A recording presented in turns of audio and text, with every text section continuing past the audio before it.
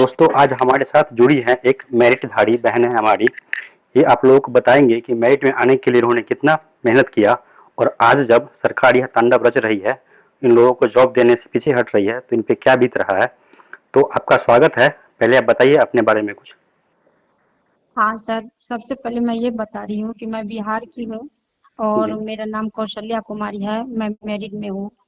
जी, sir आपका मैं rank बता दीजिए अपना। मेरा मेरा रैंक है 85 है। हिंदी से हूँ। 85%। हिंदी सब्जेक्ट। 85 रैंक है मेरा। ठीक है।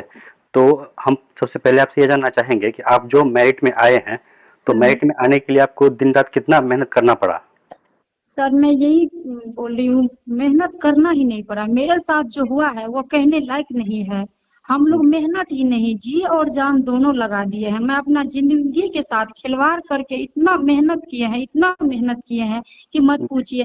जब मेरा एग्जाम होने वाला था सर, उस समय मैं प्रेग्नेंट थी और मेरा 8वां मंथ चल रहा था। मेरे फैमिली में सब मुझे मना कर रहा था कि तुम इस एग्जाम को मत दो, लेकिन फिर भी मैंने अपने जज्बात के साथ, जुनून के साथ मैंने कहा मैंने इतना मेहनत की हूँ, मैं ये एग्जाम नहीं छोड़ूंगी। और वो कोरोना काल का एग्जाम था। कोरोना काल भी जिस था। समय में, हाँ कोरोना काल में था, जिस समय में मैं, मेरे लिए कितना खतरनाक था, कितना भयभीत वाली बिल्कुल। बात थी कि मैं ऐसे आवर में भी मैं ये एग्जाम दी और मैं क्वालिफाइड की और मैं मेरिट में भी आई। और आज हम लोग एक मजाक बन करके रह गए। आज सब वही लोग हंस रहे हैं जो लोग हमें बोल रहे थे कि एग्जाम मत दो, और बिल्कुल। ऐसी स्थिति में हम एग्जाम देकर भी आज हम एक मजाक बन गए हैं सर। तो सुना आप लोगों ने कि अगर एक मेरिट में आ जाने के बाद जब जॉब नहीं मिलता है तो इंसान पे क्या बीतता है। तो अब मैं आपसे ये जानना चाहूंगा कि कुछ लोग हैं ऐसे जो हम्म। यह इल्जाम लगाते हैं कि जो लोग मेरिट में आए हैं वो लोग बैकडोर एंट्री है। तो इस नहीं पे आपका सर, क्या ये राय है। इसको मैं नहीं मानती। अगर कुछ ऐसे नॉन मेरिट वाले भाई बहन हो जिसको ऐसा लग रहा है कि जो बैकडोर से आए हैं, तो हमें ऐसा वो साबित करे। बैकडोर से जो बच्चे आए हुए हैं तो क्या वो भाई बहने हमें दे सकते हैं, हमें वो साबित कर सकते हैं कि जो बच्चे बैकडोर से आए हैं, जो 12 मार्च का जो रिजल्ट पब्लिश हुआ था उसमें वो बच्चे नहीं थे। जो बिल्कुल। बच्चे को आज मेरिट बना हुआ है वो बच्चे 12 मार्च को भी थे। हाँ, लेकिन सरकार ने कुछ गलतियां की है, इसे हम जी। मानते हैं कि हम्म। उसने ये नहीं बताया है कि आज जो उसने 12 मार्च को जो कहा था कि 24,599 कैंडिडेट जो है वो क्वालिफाइड है, उसे यह बताना चाहिए कि ये बच्चे मेरिट में है। ये मेरिट में उसने ये सरकार से ही नहीं गलती है। बताया, हाँ सरकार ने ये नहीं बताया कि 80,000 बच्चे क्वालिफाइड है। ये ना बोल करके उसने कहा कि 24,599 बच्चे जो है वो क्वालिफाइड है। और वही एक सबसे बड़ा मसला है जिसे लेकर आज मेरिट नॉन मेरिट होता रहता है और आपस में लड़ते झगड़ते, लेकिन गलतियां सरकार की है। वास्तव में वही मेरिट था। तो सरकार ने जो एक छोटी सी गलती की उसके कारण आज इतना बड़ा बखेड़ा हो गया हाँ, इसके इतना कारण। बड़ा बखेड़ापन हो गया है और हम आज हम भाइयों भाइयों में लड़ते हैं झगड़ते हैं। मेरे नोट मेरिट वाले भाइयों से मैं यही आशा कर रही हूँ कि भाइयों आपस में मत लड़िए। आप सोचिए कि वास्तव में वही मेरिट था। आज बिल्कुल। आप कितना भी उछल कूद कर लीजिए, कितना भी कोर्ट कचहरी जाइए, इससे कुछ नहीं होगा। हम्म। किसी एक को खो जाने से हमारी जिंदगी खत्म नहीं हो जाती है। हमें इसमें जो हम समय अलूल जलूल को लगाते हैं, बेफालतू का समय बर्बाद करते, इससे अच्छा है कि हम आगे की तैयारी देखें, आगे की कुछ और वैकेंसी है, कुछ और कुछ पढ़ाई में लग जाए। झूठ मूठ का इसके चक्कर में पढ़ने से आप तो खुद बर्बाद हो ही रहे हैं, साथ में सभी को बर्बाद कर रहे हैं। इससे ना आप आगे बढ़ेंगे और न हम आगे बढ़ेंगे, सब बर्बाद हो जाएंगे। ऐसा नहीं करना चाहिए। वो भाइयों लोग को समझना चाहिए कि उसमें शिक्षा विभाग का कुछ गलती हुआ है, हमें उसके ऊपर ध्यान नहीं देना है। वास्तव में मेरिट वही था, 24,599 मेरिट ही था। सरकार ने गलतियां की। तो जो लोग नॉट इन मेरिट में आ गए हैं या फिर वो भी लोग जो फेल हो गए हैं, यहाँ पे जो लोग बीएड कर रहे हैं, उन लोगों को चाहिए कि वो जो आगे एग्जाम्स होने वाले हैं उनका तैयारी करें, न कि वो लोग हाँ आंदोलन में ध्यान लगाएं या फिर फालतू केस में ध्यान लगाएं। हाँ, जो बीएड कर रहे हैं वो भाइयों को भी चाहिए, क्योंकि देखिए ये मसला जो है हमें मेरिट वाले के लिए नहीं है। अगर जी। ये हम लोग के साथ जो अभी विज्ञापन में किया गया है, अगर आज मेरिट वाले बच्चे शांत रह जाते हैं तो जी। सारे भविष्य में जो बीएड कर रहे हैं वो बच्चे का भी जिंदगी नर्क बन जाएगा। और ये बन जाएगा। 80,000 का मसला जीवन भर मसलते रह जाएगा, लेकिन सारे बच्चा बिहार में बेरोजगार होकर के भूखे प्यासे सब मर जाएगा। ऐसा हालात हो गया है। इसीलिए हमें बीएड में जो कर रहे हैं, जो भाई बहन अभी जो इतने गरीबी परिस्थिति से बाल बच्चे लेकर के जमीन बेच के कैसे कैसे बीएड कर रहे हैं, मैं जी। उससे भी आग्रह करना चाहती हूँ कि वो भी हमें साथ दे, ताकि अगर अभी हम लोग को ये जॉब मिल जाए तो 2 साल या 1 साल के बाद फिर बिहार स्टेट निकल सकता है, उसे भी जॉब बिल्कुल मिल फिर सकता है। निकलेगा। नहीं तो ये 30 साल 40 साल कितने दिन चले और कितने भाई बहने बेरोजगार मरेंगे, इसका कोई ठिकाना नहीं रहेगा। तो लोगों को यह बात समझना चाहिए कि अगर स्टेट 2019 का बहाली मेरिट के आधार पर नहीं हुआ तो स्टेट का भी हाल स्टेट 2019 का भी हाल 11 वाला हो जाएगा हाँ, और फिर ये 11 वाला। साल दर साल ये चलता रहेगा। तो हाँ। एक ऐसा प्रक्रिया होगा जिसमें ना तो कभी किसी को नौकरी मिलेगा और न कभी बहाली रुकेगा। बाहर होगा।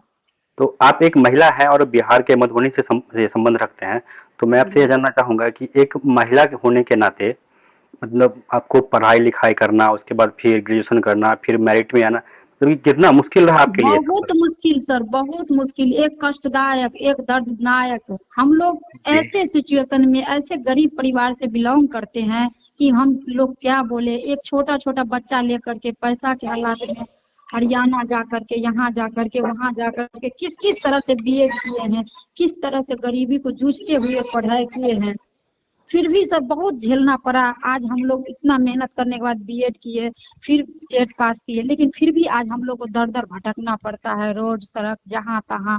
एक भिखारी के जैसे भटकता है वैसे आज शिक्षकों को भटकना पड़ रहा है। जबकि जी शिक्षक पूजा जाता था, शिक्षक को ब्रह्मा का रूप समझा जाता था, लेकिन आज एक शिक्षक को डंडे से पीटा जाता है, गाली गलौज सुनना पड़ता है, बहुत तरह की बातें सुनना पड़ता है। इससे अच्छा है कि अभी ऐसा लगता है कि हमें मर जाना ही अच्छा है, इस जिंदगी से अच्छा है कि मर जाना ही अच्छा है। जो लोग भी हमारे इस चैनल से जुड़े हैं, आप एक महिला होने के नाते बताइए कि यह जो जॉब है आपके लिए कितना इम्पोर्टेंट है? ये जॉब हमारे लिए बहुत इम्पोर्टेंट है सर, बहुत इम्पोर्टेंट है। मेरे लिए एक बहुत बड़ी दुख की बात है और मैं यही बोल रही हूँ कि ये जॉब में हमें सभी को मिल करके भाग लेना चाहिए और हमें सरकार तक अपनी आवाज को पहुंचाना चाहिए कि हम लोग के साथ ये जॉब अगर आज नहीं हुआ तो अभी नहीं तो कभी नहीं, कभी बिल्कुल, अभी जीवन में नहीं तो हम कभी लोग नहीं सीख, अभी नहीं तो कभी नहीं। इसीलिए अभी हमें लड़ना होगा। जैसे कि भारत छोड़ो आंदोलन में हमारे बापूजी ने कहा था कि डू एंड करो या मरो, अभी नहीं तो कभी नहीं। नहीं। अगर जी, आज हम अभी नहीं करेंगे तो जीवन भर पछताते रहेंगे, बीएड करते रहेंगे, जमीन बेचते रहेंगे और भिखारी की तरह कटोरा लेकर अपना भी मरेंगे और बच्चे को भी मारेंगे, संसार में जीने लायक नहीं रहेंगे। इसीलिए हम सभी भाई बहनों से कहते हैं कि सभी भाई बहन मिलजुल करके इसमें भाग ले, सभी भाई बहन को इसे महत्वपूर्ण मुद्दा समझ करके। ऐसा नहीं कि हम बहुत सारे भाई बहनों को देख रहे हैं कि बोलते हैं कि चलो हम नहीं गए, दूसरे आदमी तो वहां पहुंच रहे हैं।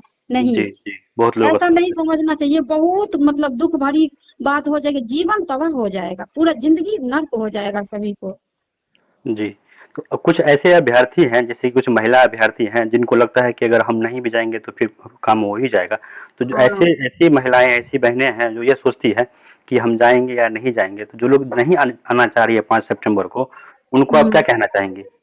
जो भाई बहन और जो भी बहनें नहीं आना चाहती, मैं उसको अगर आप 5 तारीख को 5 सितंबर को आप लोग नहीं पहुंचते हैं पटना, तो आप लोग के लिए ये जिंदगी एक मरणशैया समझिए, जिंदगी एक नर्क के समान समझिए। क्योंकि एकता में बल होता है और हम लोग जब तक एकता करके वहां नहीं पहुंचेंगे तो आज तो हमारे ससुराल में, मायके में, जहां तहां सुनना पड़ता है, क्या क्या आप सुनना पड़ता है। और उसे खुद पता है कि उसने एक महिला होने के नाते कितना कष्ट से ये पढ़ाई किया था, दिन रात मेहनत करके 12 बजे 2 बजे उठ करके बच्चे को सुला करके परिवार में खाना बना कर सबको खिला, किस कष्ट से पढ़ाई किया है, किस मेहनत से पढ़ाई किया है। और हमारे अगर समाज में आज वो जॉब एक दिन, अगर पाने हमें एक दिन मेहनत करने से सर, अगर हमें एक दिन मेहनत करने से पटना जाने से अगर मेरा जिंदगी संवर सकता है तो मैं क्यों नहीं जी, ये काम करूं। मेरा बच्चा है 6 महीना का, मैं फिर भी आऊंगी, मैं फिर भी जी, आऊंगी वहाँ। और बिल्कुल इससे सबको आना अच्छा है आज मेरे बच्चे इतना छोटे हैं और जी, मेरा बच्चा जो बिलक रहा है उसे एक एक चीज नहीं मिल रहा है बेरोजगारी की वजह से, उसका बिल्कुल, जो मैं दर दर भटकना, उससे अच्छा है कि वहां आकर के मर जाएंगे। जो विश्व जी, में नाम हो जाएगा, स्टेट का अभ्यर्थी थी जो यहाँ पे आकर के वो अपना शहीद हो गए, जैसे भगत सिंह, खुदीराम बोस, सब आकर के शहीद हुए, आज सब उसका जयगान करते हैं। तो ऐसे घुट घुट के मरने से अच्छा है कि एक दिन ही मर जाएंगे, जी, सबसे अच्छा बिल्कुल, मेरे लिए यही रहेगा। और हम ऐसा नहीं है कि हम लोग आज कमजोर नहीं है, हम लोग पहले हम लोग को अबला बोला जाता था, महिला, आज अबला नहीं है, सबला है। हमारे ही देश में झांसी की रानी, कई कई ऐसे महिलाएं हैं जो देश की आजादी के लिए अपना जान दे दिया, और आज भी वो आजादी के लिए आज उसका जय जयकार किया जा रहा है। तो घुट घुट के मरने से क्या फायदा है, जो वहाँ लड़ता है आकर के नाम बाल उसी का बच्चे के होता है। साथ हम दे देंगे। और हम ये भी भाइयों लोग से कहेंगे, स्टेट भाइयों लोग से भी कहना कि हमारे देश है, जो हमारे देश यहीं पे खुदीराम बोस, भगत सिंह, सुखदेव जैसे वीर सपूत सब पैदा हुए थे, जो आजादी के लिए अपना जान की बलि चढ़ा दिए हैं। तो बिल्कुल मैं उस भाइयों से भी कहना चाहती हूँ कि भाइयों लोग और बहनें लोग सभी सजग हो जाओ, सभी आओ और पटना चलो। चलो 5 सितंबर को सबको चल करके पटना चलना है और अपना बलिदान अदा करना है।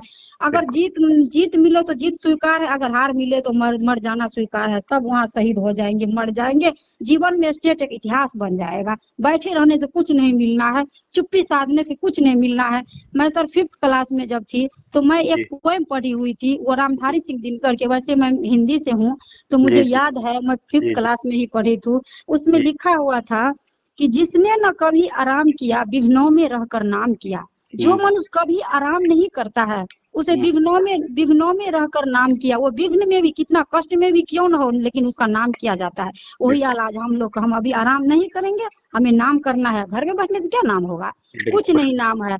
सच है विपत्ति जब आती है कायर को ही दहलाती है। बिल्कुल सच है विपत्ति जब आती है कायर को ही दहलाती है। सुरमा नहीं विचलित होते, सुरमा नहीं विचलित होते, क्षण जी एक नहीं धीरज खोते। जो सुरमा हम्म, व्यक्ति होते कभी नहीं विचलित होते, कभी क्षण नहीं एक नहीं धीरज, और अपना धीरज को कभी नहीं खोते कि हमें जीत बिल्कुल नहीं होगा। बिल्कुल निश्चित होगा और होगा, हम ही लोग का होगा, क्योंकि हम लोग सत्य के राह पे चल रहे हैं और हम लोग मेरिटधारी है। विघ्नों को गले लगाते हैं, कांटों में चलकर घर बनाते हैं।